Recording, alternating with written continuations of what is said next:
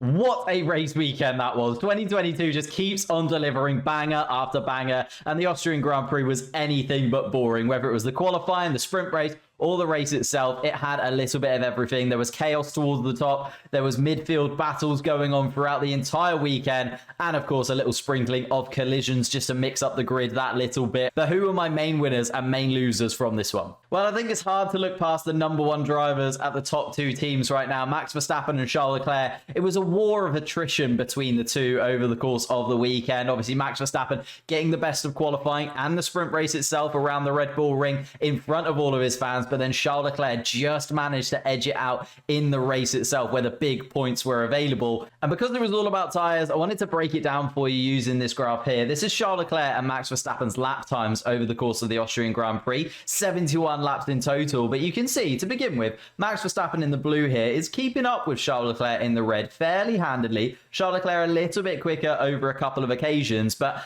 as Max Verstappen is trying to keep up with Charles Leclerc's lap times, you can see his tyre degradation just completely dropped off a cliff, especially around lap 10 to 12 here. You can see Max Verstappen's times really take a battering, while Charles Leclerc steady on this medium compound tyre throughout. Max Verstappen therefore has to change onto the harder compound tyre, and this is where that war of attrition really started to kick in. Because Max Verstappen went onto the harder compound tyre, look at his lap times here, so much quicker than Charles Leclerc in this first stint on the harder compound tyre. Charles Leclerc goes a little bit longer on the mediums up to about lap 27. That's when he makes the switch, and then suddenly it all clicks around again. And this is what I mean. It was so back and forth between Max Verstappen and Charles Leclerc. Like you can see, Charles Leclerc quicker here, Max Verstappen quicker here, then suddenly the switch to hard compound tyres, and Charles Leclerc absolutely rockets in front of Max Verstappen. The lap times just came tumbling down for the Ferrari. Max Verstappen makes a stop again, and now he's the quickest of the drivers. It really was that war of attrition and who could be on the better tyre at the better time.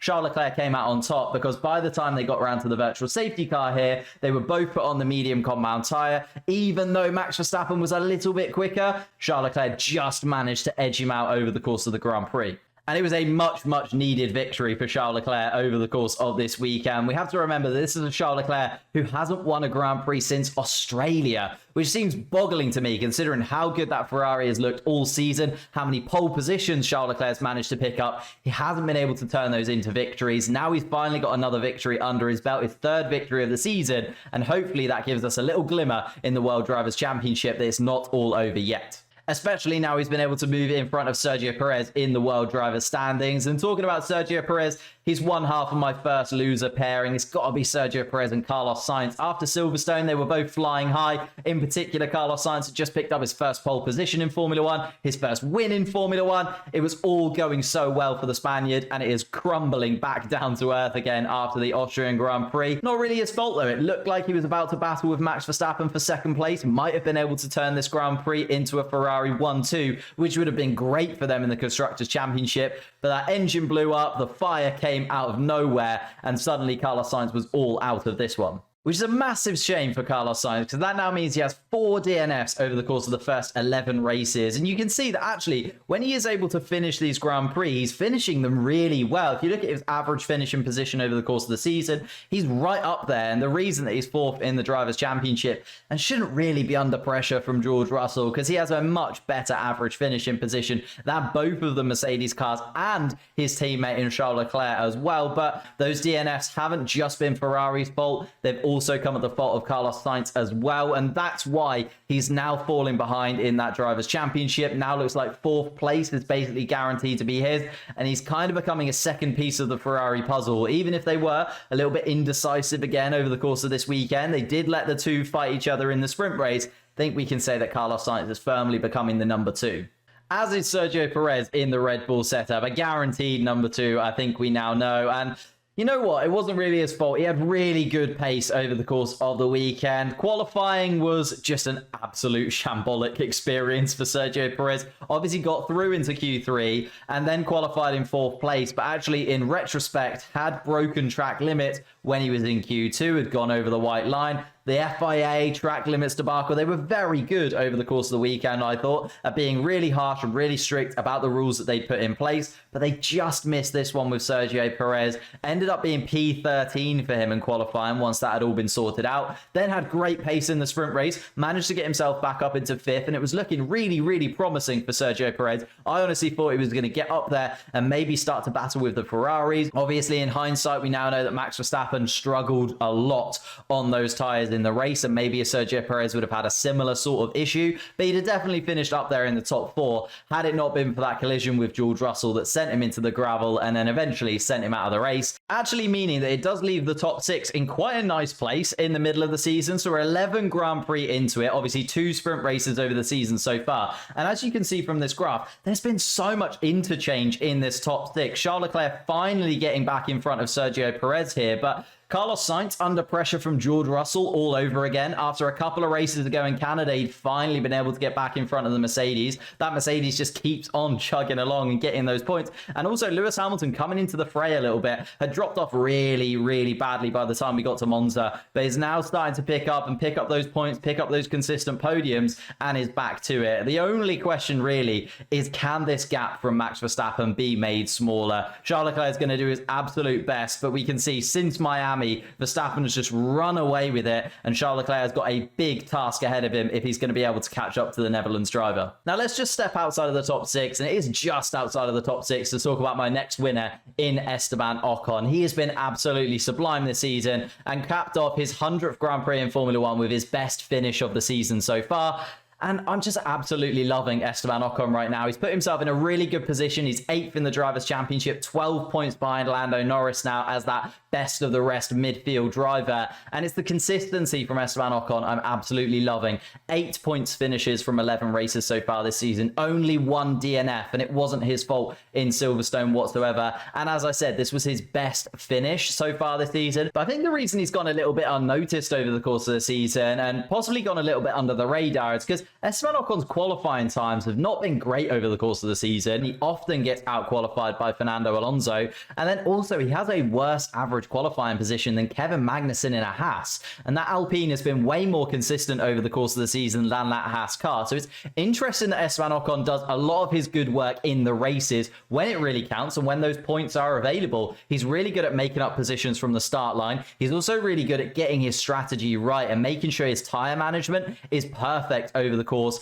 and he just knows when to put in those fast laps. And him and the strategy with Alpine that they've got going right now, and the fact he's got a little bit lucky in comparison to Fernando Alonso, it has to be said, has meant that he's just been able to tick over, get those points consistently, has put in solid laps, solid performances throughout the entire season, and now actually puts his team in a really good position as well. They're equal to our next losers in McLaren. I know it might seem odd to have McLaren in here as a loser, especially considering they were able to salvage a double points finish on the Sunday, and considering how bad they looked on the Friday, the points are very, very good and keeps us in 4th place in the Constructors' Championship just about. But I don't know whether I'm just expecting more from McLaren as a McLaren fan, but the reason I've got them in here as a loser is twofold. First of all, is the radio messages again, and it seems like we're always talking about this with McLaren, but there just seems to be no cohesion between the radio messages that Daniel Ricciardo sends the team and then the team relays to Lando Norris, and also the other way around from Lando Norris to Daniel Ricciardo. There seems to be no structure that McLaren have in place. Like, we had Daniel Ricciardo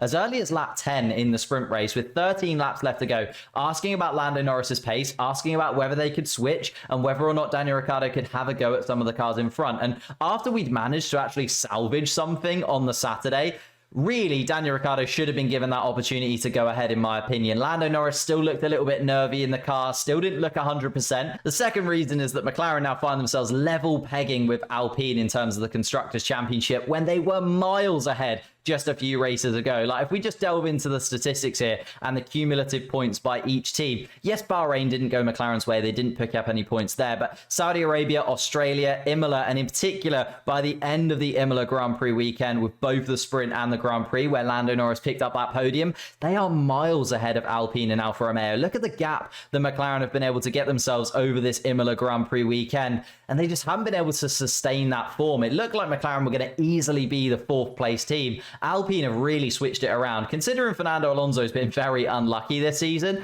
they've just reeled it in, and Esteban Ocon, who was my winner earlier on in this video, has done the majority of this work, just reeling it in. Lando Norris has been trying to keep McLaren ahead. Daniel Ricciardo still not performing, and it's starting to show now with Alpine. Since Miami, really, Spain, Monaco, Azerbaijan, Canada here is a huge turning point where McLaren didn't pick up any points, and Alpine jump to within a few of the McLaren team. And again, in Great Britain, they do better. And again, in Austria, they do better. And now they're on level pegging. And genuinely, I think Alpine deserve to be ahead. Ocon with that DNF last time around would have picked up points. And Fernando Alonso has been very, very unlucky. Now I think it's all to play for in 4th place. For my 3rd and final winners of the weekend, though, I feel like I'm repeating myself after Silverstone. It has to be Haas. They've done the double-double, and it's a double points finish again after 2 points finishes in Silverstone. Double points finish in Austria, and this is a Haas car that hasn't had any major upgrades. They've got their big upgrade package coming to France in a couple of weeks' time. How good is that Haas car going to look in a couple of weeks' time if that upgrade package clicks? Because Mick Schumacher finished in 6th place, his best finish in Formula 1 ever. Kevin Magnussen finished in 8th place, and the team just looks so cohesive over the course of the weekend. Yes, they were a little bit frustrated on Saturday, but more than made up for it on the Sunday, and everyone loves the roller coaster that is Haas. But I'm more than happy to say I am all aboard the Haas roller coaster after these last 3 performances in Canada, Great Britain, and Austria. Because when I say roller coaster, I mean roller coaster. Remember, 3 Grand Prix ago in Canada, they locked out the 3rd row of the grid. 5th and 6th place in qualifying, and they turned that into 0 points in the race because Kevin Magnussen picked up damage, got a black and orange flag, and had to replace his front wing, and Mick Schumacher's engine completely gave up on him. So they come into Great Britain having had a really, really good qualifying and had their worst qualifying of the season. How do they come back from their worst qualifying of the season? Their first double points finish of the season. How on earth? You could not write it when it comes to Haas. Finally, in Austria, though, they get the best of both worlds, a really good qualifying, a really good sprint qualifying, and a really good race to boot, and finally picked up a double points finish from a good qualifying position. Mick Schumacher picking up driver of the day, and he's finally becoming that driver that I really hoped he was going to be. And that's not me pretending that I haven't been critical about Mick Schumacher over the course of the season. I've been very critical about Mick Schumacher at times, specifically after the Monaco Grand Prix, where I thought that his Formula 1 future was definitely in jeopardy, but now he's completely turned it around. He's picked up 12 points in the last couple of races. He now sits in 15th place in the Drivers' Championship, ahead of the likes of Yuki Tsunoda, who I lauded earlier on in the season for doing really well in a really tricky AlphaTauri car. And he's also been able to drag Haas up into 7th place in the Constructors' Championship. And with those upgrades coming in a couple of weeks, with the fact that they're looking really, really quick in both qualifying and the races, not every single weekend, but if they can get those puzzle pieces together, possibly 6th place is on the cards for Haas all of a sudden. And with everything coming up Mick House, why not? But the same cannot be said for my 3rd and final loser, which has to be Fernando Alonso. And he might be the loser of the season so far. Most certainly the most unlucky driver on the grid by a long, long way. And every single time it looks like Alpine are going to have a phenomenal weekend, something goes wrong for Fernando Alonso. He qualifies sublimely. He's actually got the best average qualifying position of anybody in that midfield pack. He generally qualifies around about 8th place, but he just can't seem to get it right in the races. And whether that's his fault, the team's fault, the car's fault, it all falls apart when it comes to the race weekend. And the car, even this weekend, wouldn't start on the grid for the sprint race, meaning that he dropped all the way to the back, managed to just about salvage a 10th place finish in this Austrian Grand Prix. But I'm going to honestly break it down in a little bit more detail in the next video that I do. And if that video coming up isn't reason enough to subscribe, I don't know what is. So make sure that you hit that subscription button. We're trying to get to 9,000 subscribers as soon as we possibly can, with 10,000 being our goal by the end of the season. Leave a comment of your winners and losers as well, and of course a pineapple if you managed to get to the end of the video. Leave a like if you'd enjoyed it. And it was just a sublime weekend in the Austrian Grand Prix. We picked up our first member on the channel as well. If you want to become a member, that's linked in the description too. Thank you guys so much for watching, all for the support over the last few weeks. It's been amazing, and I will see you next time.